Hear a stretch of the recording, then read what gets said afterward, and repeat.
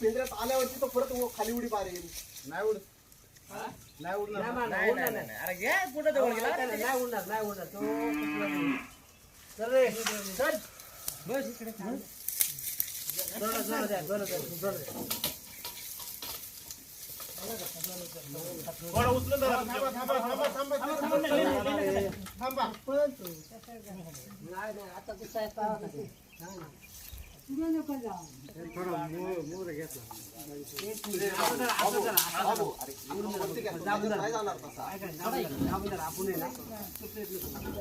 त्याच्यातून बाहेर कसं काढणार परत. बाहेर उडी मारेल तो, अर्ध्यात आल्यावर परत बाहेर उडी मारणार. थोडा मोकळा सोडा इकडे. दरवाजा लावून द्या.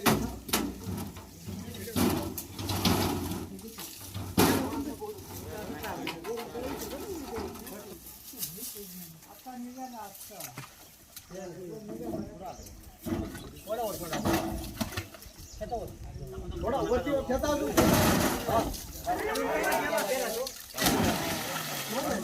टाका चल चल चल पटापट पटापट पटापट. याला थोडा वरती आता सोडा. थोडा खाली आता आपल्याला थोडा तिकडं.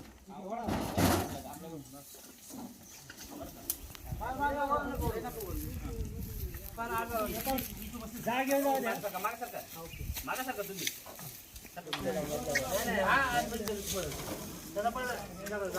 गाडीने मागे हे करा. त्याने असं दगड मारल्यावरती तो परत उलटी मारले. सारा सारा घ्या.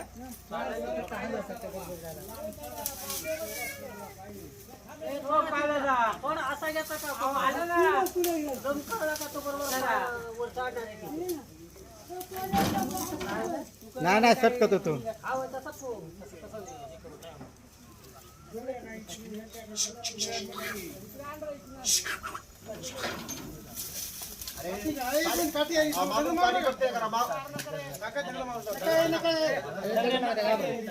मागचे बाबू मागचे वरती उचलायला थोडेसे.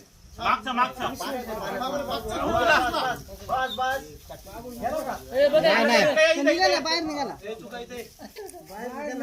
थांबा थांबा.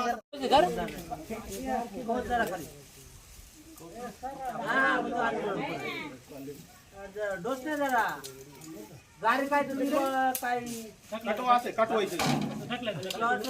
मागून मागून लाव ना टाकेस. मागून डोंगाला लाव ना. मागून मागून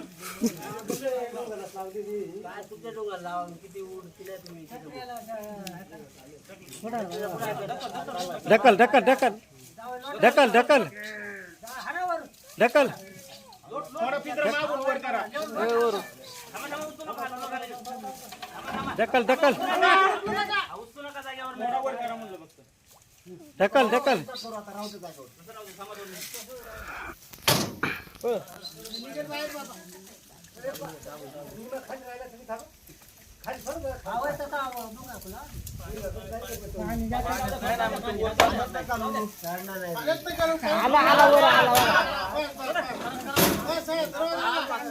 थोडा दिली दिली थोडा तुमच्या इकडे काय मैदानात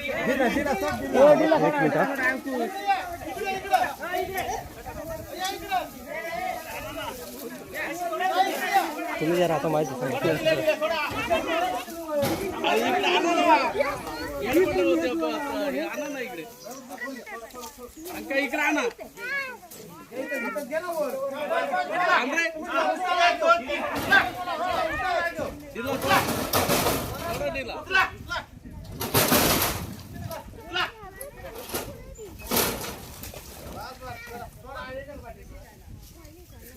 त्या खडकुंबे गावामध्ये रात्री कोला या विहिरीमध्ये पडलेला होता.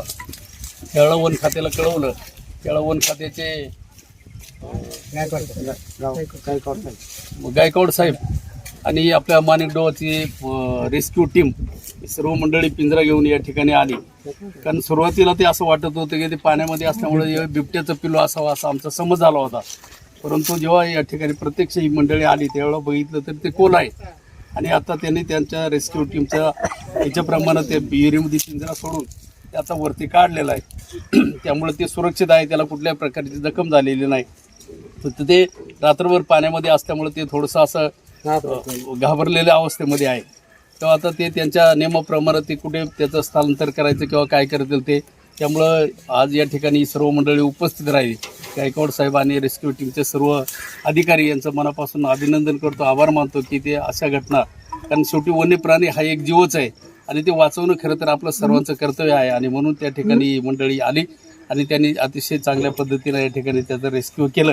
त्यामुळे त्यांचं मनापासून आभार मानतो. या खडकुंबे गावामध्ये कोल्हा विहिरीमध्ये पडल्याची माहिती पोलीस पाटीलकडून आम्हाला मिळाली आणि मिळाल्यानंतर मी वन परिषद अधिकारी जुन्नर वनपाल आपटाळे यांना माहिती दिली आणि माणिकडोबाची आपली रेस्क्यू टीम मदतीला बोलवली आणि मदतीच्या सहाय्याने आम्ही तो कोल्हा रेस्क्यू केलेला आहे आणि त्याचा आदिवासमध्ये त्याला सोडलं जाईल.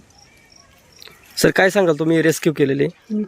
सर आम्हाला गायकवाड साहेब जे वनरक्षक आहेत त्यांच्याकडून आम्हाला माहिती मिळाली की असा एक कोल्हा एका विहिरीमध्ये पडलेला आहे आणि त्याला कोणताही मार्ग नाही आहे स्वतःहून बाहेर निघण्यासाठी. त्यासाठी आम्ही पूर्ण आमची टीम आम्ही इथं आलो. इथं आल्यानंतर पहिले आम्ही विहिरीची पाहणी केली. त्यानंतर आम्ही असं ठरवलं की एक प्लॅन तयार केला की बा त्याला बाहेर कसं काढता येईल आणि त्याला इजा न होऊ देता, त्याला कोणताही त्रास न होऊ देता आपल्याला त्याला बाहेर काढायचं होतं. त्यामुळं आम्ही एक नियोजन केलं. नियोजन करून एक जो पिंजरा आहे तो पिंजरा इथल्या ग्रामस्थ लोकांच्या आणि वनरक्षक गायकवाड साहेबांच्या मदतीनं आम्ही तो पिंजरा खाली सोडला आणि अत्यंत त्याला सुखरूप त्या पिंजऱ्यात घेऊन त्याला आम्ही सध्या वर काढले. आणि मी डॉक्टर या नात्याने इथं त्या कोल्ह्याला पूर्णपणे व्हिज्युअल एक्झामिनेशन केले. त्याला कोणतीही जखम त्याच्या शरीरावर नाही. त्यांनी तो व्यवस्थित पूर्णपणे त्याच्या चारही पायावर उभा आहे, व्यवस्थित आहे, ॲक्टिव्ह अलर्ट आहे. त्यामुळं आम्ही असा निर्णय घेतला की इथंच कुठंतरी दूर म्हणजे विहिरीच्या दूर कुठंतरी त्याला आम्ही त्याला परत त्याच्या जे नॅचरल हॅबिटॅट त्याचं आहे त्याच्या नैसर्गिक अधिवासात आपण त्याला मुक्त करणार आहोत. रानातील प्राणी हे शक्यतो पाण्याच्या कमतरतेमुळे पाण्याच्या शोधार्थ बाहेर निघतात. तर लोकांना तुम्ही काय संदेश द्याल?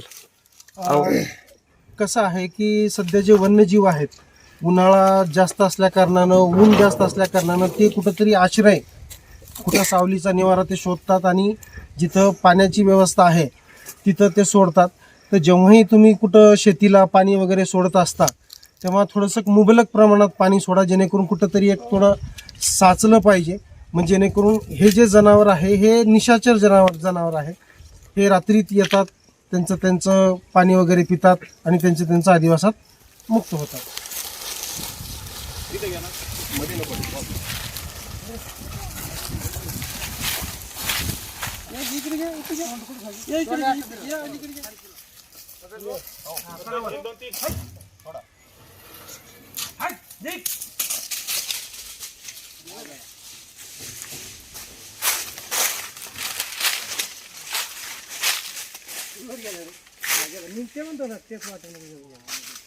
तेच वाटणं गेलं.